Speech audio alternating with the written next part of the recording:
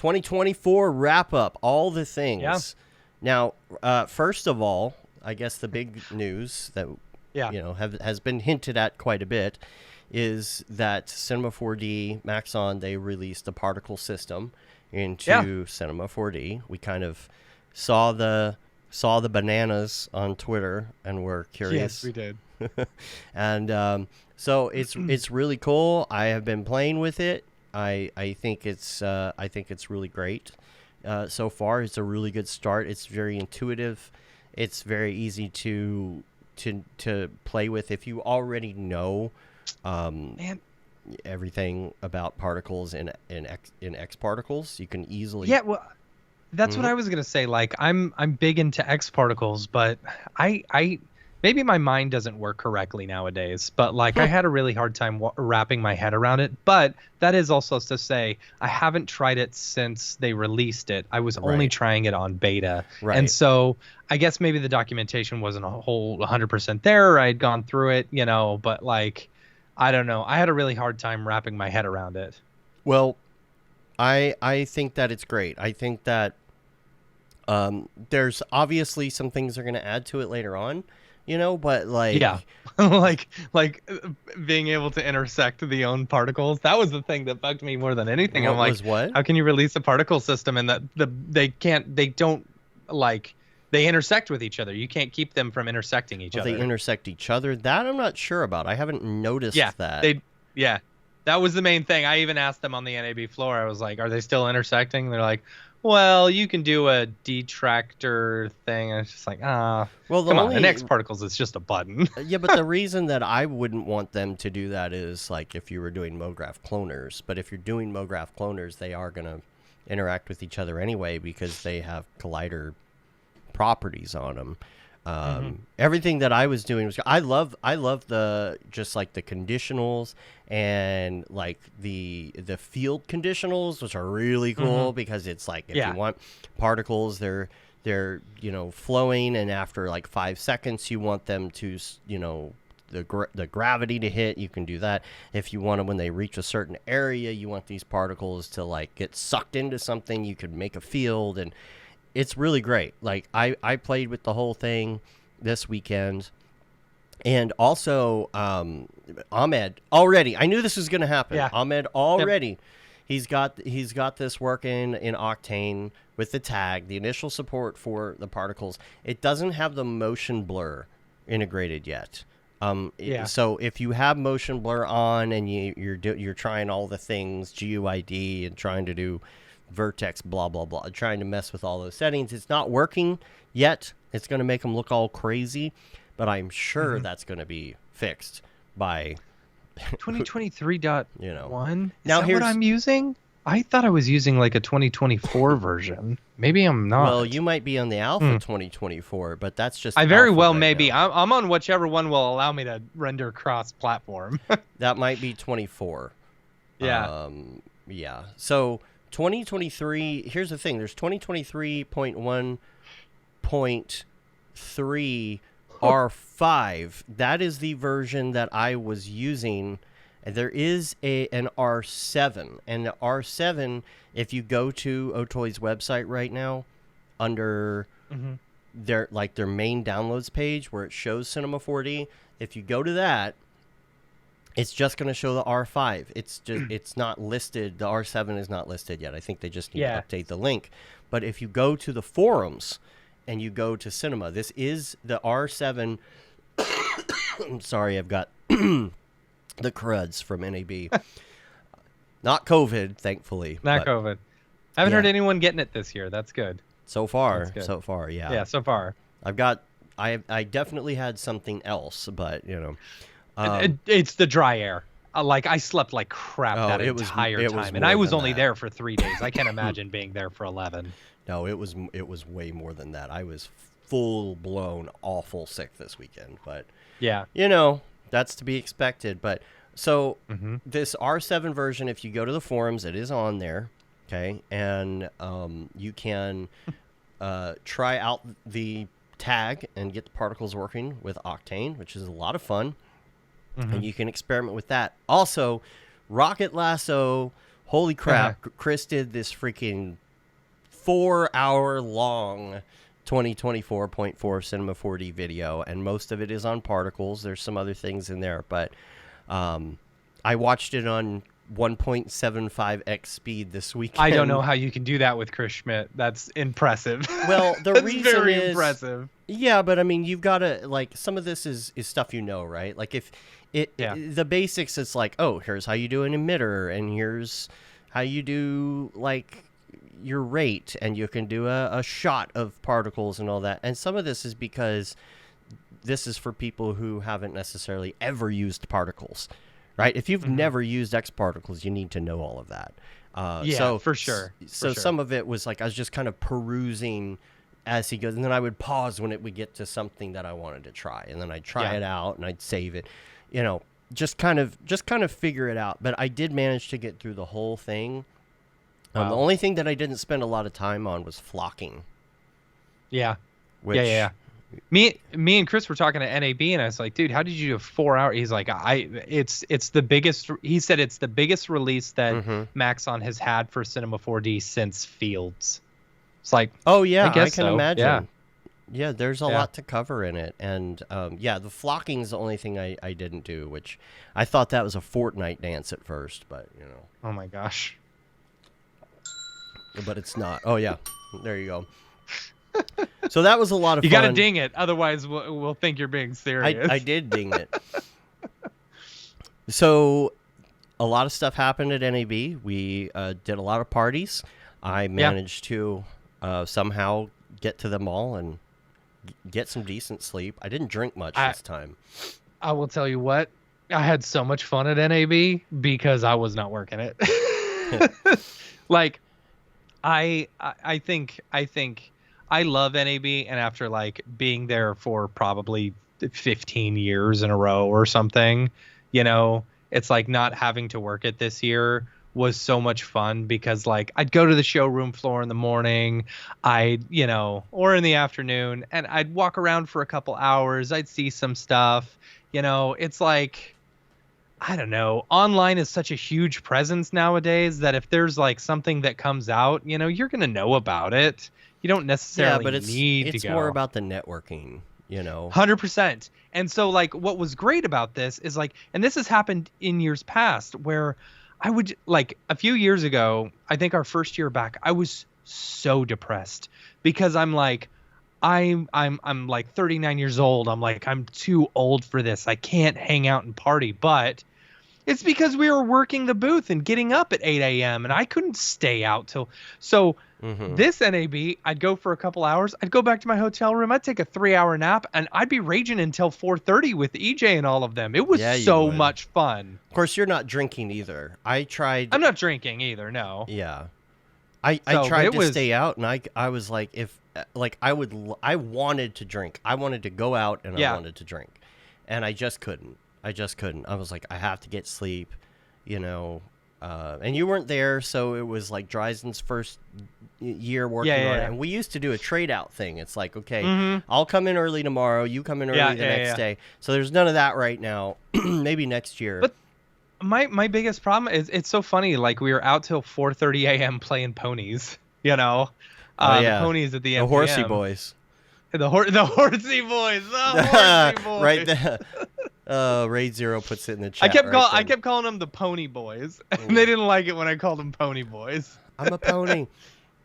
But I stayed out with them until like 4:30, and like I walked back to my hotel, you know, feeling good, and like I'd wake up at 8:30 and felt great, you know. It's like, man, I don't know. Yeah, I couldn't afford a hangover. I even wanted to drink on Wednesday night after we were done. But then I was starting to get the crud, you know. Yeah. Which Matthew calls it NAB flu. We call it the Maxon crud. That's what we called it before COVID. Before COVID, the Maxon crud. It always happens. We're just all kind of in a booth together for so long, you know. But yeah, I'm glad I didn't get it while I was there because that would have sucked too. Yeah. If I felt like I did it this weekend during the show, that would have sucked. Like, pretty bad. What? I'm just thinking about so Never mind. I won't tell the story. It's kind of vulgar, but it's. Oh. I'll tell you later. Oh, okay. Yeah, the Horsey Boys. There's lots of gambling going on. We had the Mograph Big shout out meetup. to Nick Campbell for bringing me back from like only $10. Right. You know, Right. I gambled off of $60 for a really long time. And of course I lost money for everyone the second I rolled On the the craps. dice. On Nick the Campbell craps. comes up there, wins us all money back. It was Yeah. awesome. Mm-hmm. Yeah. That guy's great. The Mograph meetup was great. There are so many people. I always have to Irish goodbye from the Mograph meetup because it's impossible to say goodbye. It's you see everybody. That's the problem. That's the only problem with the Mograph meetup is it's like a wedding. I mean, I saw Andrew Kramer was even there, and like literally, I'm like working my way through the crowds, sideways because I can barely get through. I'm like this, and then Kramer's coming the other way. He's like, "What's up, dude?" And like passed me on the shoulder, and I'm like, "Hi, bye, see you later." That's funny. Just trying to get through. There were so many people there, and you're like, "Oh, so and so's there. Okay, I'm gonna go see him." So you try to go to the other side of the venue, and you stop and talk to 5 people on the way, and by the time you get to the other side, that person's gone. And so it really is like a wedding, and that's what happens is you have to Irish goodbye. You sent me a text. You're like, "Are you still here?" I'm like, No. We're gone. I couldn't people that much anymore. It's too many people. You can't get into good conversations, Honestly, I needed this. I needed this year because like I've been so down about events because of how tired I am, and I don't like going out and hanging out and whatever, but like knowing that it's because I'm working the event and I'm not in my 20s anymore that like I can't hang till 4:30, but this time it's like, no, I'm still alive. Schmoozy Matt is still there. I needed that. I needed that in my life. Yeah, I used to be able to do it, and I just can't. Yeah. Sorry, I'm adjusting my brightness as we speak. I used to be able to do it because I told people, I tell people the first time they come to NAB that a day at NAB is like 2 days. You know, you're there all day, and even if you're not working, you're there all day. You get a nap in if you're lucky, and then you go do a whole nother series of events starting at 7. You have dinner and you go do the horsey things, and then all of a sudden it's like 3 o'clock in the morning, and you got to be up at 7. So it just gets harder and harder to do the older I get. It sucks being old. Then we did the karaoke event the next night. That was a lot of fun. That was a lot of fun. It's a little more laid back because instead of like 600 people or whatever, there's only 100 people, but still. I felt like there was more than 100 people. There was a lot of people there. I mean, the capacity is 110. Yeah. And people were coming in and out. I'm sure there were more than that because we sold out tickets, but we said just show up anyway because you know how that is, right? It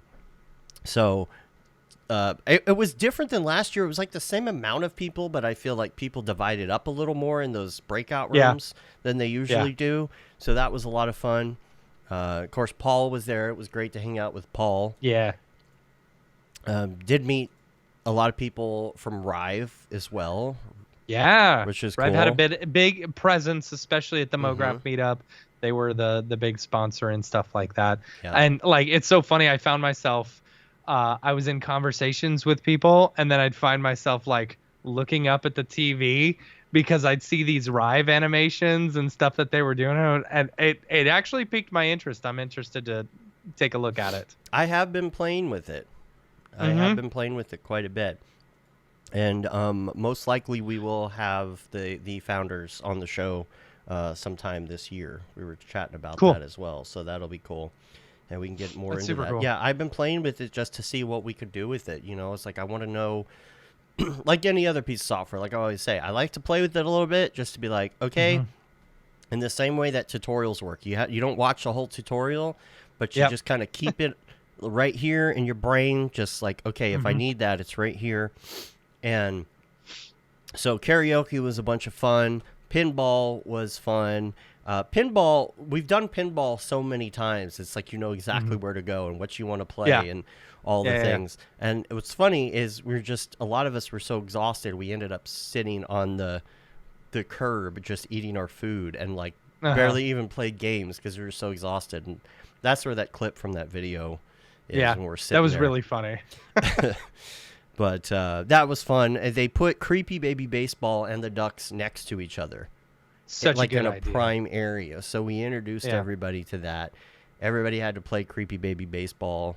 We were like, okay, who's a Creepy Baby Baseball virgin? So people were coming up and trying it. So Did you that play was great. the best game in the world there? The clown game where you just press the buttons with and the like George the clown Jetson? dances? The George Jetson, with the Jetsons Jetsons theme song? Yeah.